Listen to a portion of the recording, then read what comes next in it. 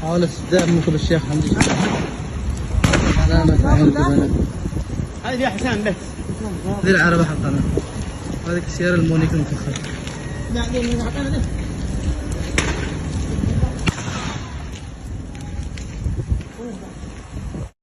السلام عليكم ورحمة الله وبركاته. خبر عاجل طبعا. تعرض العميد حمدي شكري قائد اللواء الثاني عمالقة لمحاولة اغتيال بسيارة مفخخة انفجرت على موكبه في طريق في قعولة، منطقة قعولة شمال عدن. طبعا لا أحد يعرف من الذي قام بهذا العمل الجبان، محاولة طبعا اغتيال. والحمد لله رب العالمين إن العميد حمدي شكري طبعا نجا. وتلاحظ طبعا من الصورة الموجودة الفيديو هذا الصغير أن هناك طبعا الحريق الآن بعد الانفجار السيارة المفخخة التي استهدفت موكبه، ولا نعرف إلى الآن حجم الخسائر في البشرية، وإن شاء الله ما يكون أحد قد مات ولا أستوي حاجة. والحمد لله على سلامة العميد حمدي شكري. نأمل من الجهات الأمنية في محافظة عدن الاهتمام والانتباه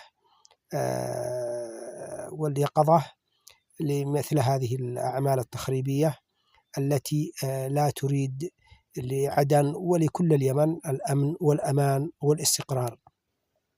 نتمنى من الجميع أن المواطن والجهات الأمنية والعسكرية يكونوا في منتبهين وحذرين، وعيونهم دائما في تتبع وملاحظات ومشاهدات لما قد يحصل هنا وهناك من من اختلالات أمنية تستهدف قيادات عسكرية أو مدنية أو غير ذلك من أجل زعزعة الأمن والاستقرار في عدن وفي ربع اليمن.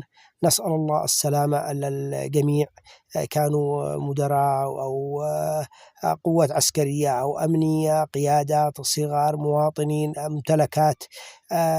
نسأل الله السلامة وربنا يحفظهم جميعا. ونريد أن يكون هناك كما يقال ضرب بيد من حديد على كل من ثبت أنه تورط في زعزعة الأمن والاستقرار. أي إنسان يثبت إنه بالدليل القاطع أنه قد ارتكب أي جريمة عامل على زعزعة الأمن والاستقرار في أي منطقة من ربوع اليمن، يجب أن يتم تحويله مباشرة إلى النيابة ثم إلى الجهات المعنية المحاكم ومحاكمتهم محاكمة عادلة وتنفيذ الأحكام فورا، وذلك من أجل أمن واستقرار الوطن والمواطن. هذا ما نريده. والسلام عليكم ورحمة الله وبركاته.